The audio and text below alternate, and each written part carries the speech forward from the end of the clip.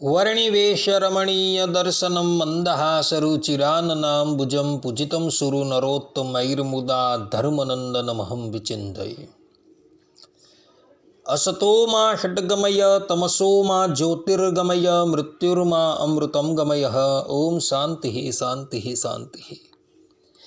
अस्मद्गुरुसमारम्भां नाथयामुनमध्यमां लक्ष्मीवल्लभपर्यन्तां वंदे गुरुपरंपरा।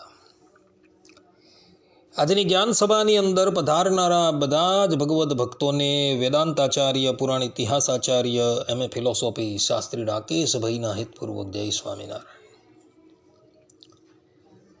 ભક્તો, આજની આ જ્ઞાન સભાની અંદર આપણે બધા ભગવાન સ્વામિનારાયણે લખેલી શિક્ષાપત્રીના 54મા શ્લોકની સ્પષ્ટતા શ્રવણ કરશું। તો બધા જ શ્રોતાગણો આ પ્રવચન એકાગ્ર મને કરીને શ્રવણ કરે। તો ભગવાન સ્વામિનારાયણ શિક્ષાપત્રીના 54મા શ્લોકની અંદર કહે છે કે પ્રણમ્ય રાધા કૃષ્ણસ્ય લેખ્યાર્ચામ તત આદરાત શક્ત્યા જપિત્વા તન્મંત્રમ કર્તવ્યમ વ્યવહારિકમ।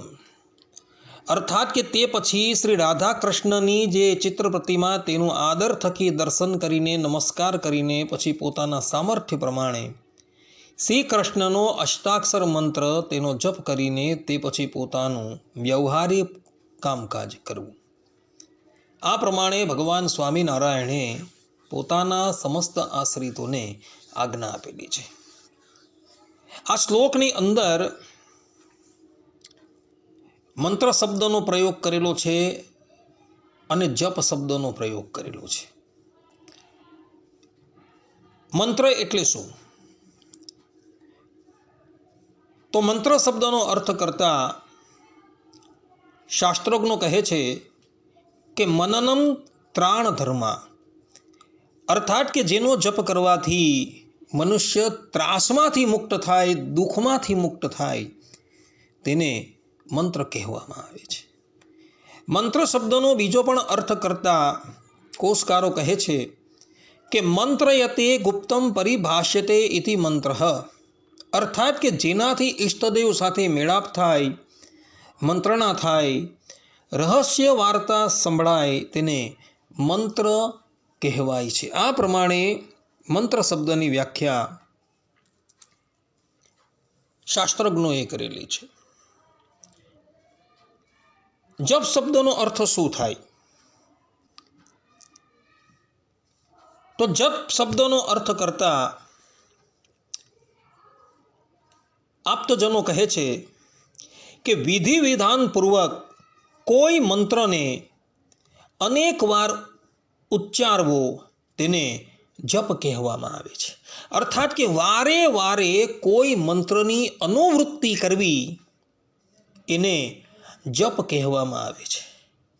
આ જપ જે છે એ પણ 3 પ્રકારના માનેલા છે: માનસ જપ, ઉપાંશુ જપ અને વાચિક જપ। મનથી જપ કરવામાં આવે એને માનસ જપ કહેવામાં આવે છે। કહેવાનું તાત્પર્ય એ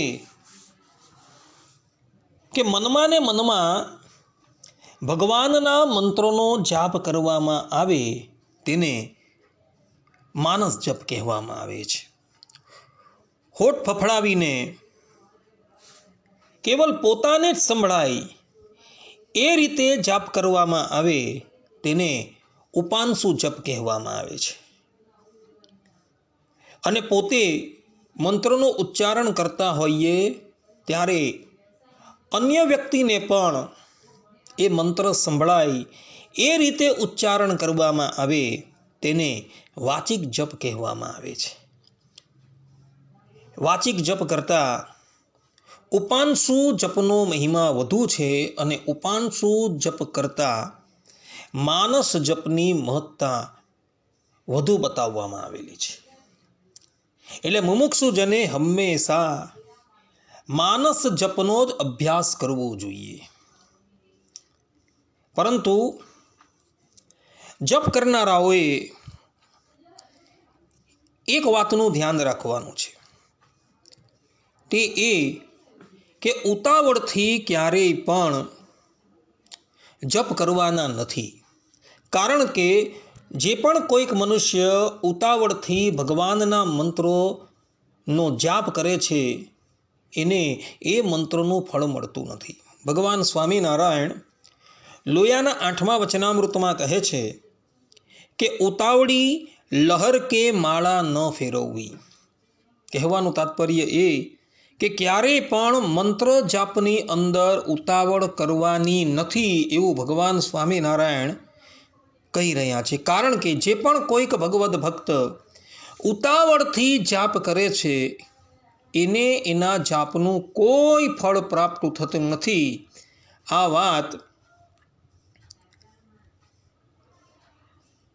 પંચરાત્ર શાસ્ત્રના પ્રથમ અંશ 15મા અધ્યાયના 71મા શ્લોકની અંદર સ્વયં શ્રીમદ નારાયણ ભગવાને જ કહેલી છે.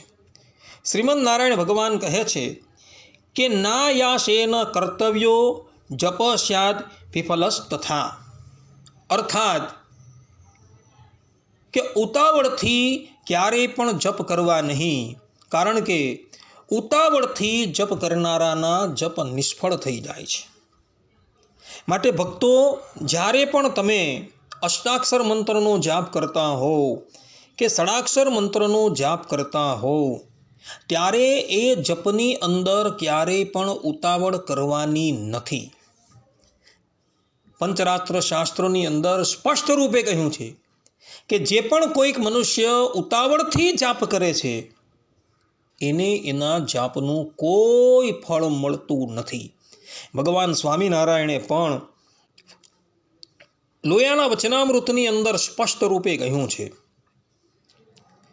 કે ઉતાવળી અને લહર કે માળા ન ફેરવવી, અર્થાત કે ઉતાવળથી ક્યારેય પણ જપ કરવા નહીં. કારણ કે એ પ્રમાણે જપ કરનારાને એ જપનું કોઈ પણ ફળ પ્રાપ્ત થતું નથી. માટે બધા જ ભગવદ્ ભક્તો આ વાત જે છે એ આત્મસાત કરી લેજો અને ક્યારેય પણ ઉતાવળથી જાપ કરતા નહીં, અન્યથા એ જાપનું તમને કોઈ ફળ પ્રાપ્ત થશે નહીં.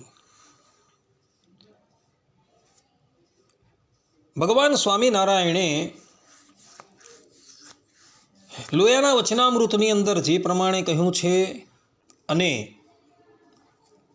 નારદ પંચરાત્રની અંદર શ્રીમદ નારાયણ ભગવાને જે પ્રમાણે કહ્યું છે એ પ્રમાણે જપ કરજો. ઉતાવળથી જપ કરતા નહીં, પરંતુ ધીરે ધીરે જપ કરજો તો તમને એનું યથાર્થ ફળ પ્રાપ્ત થશે. આટલું કહીને હું મારી વાણીને અહીં વિરામ આપું છું. સર્વે સંતો નિરામયઃ, સર્વે સુખીનો ભવન્તુ, સર્વભદ્રાણિ પશ્યન્તુ, મા કશ્ચિદ દુઃખ ભાગ ભવેત અસ્તુ. જય સ્વામિનારાયણ.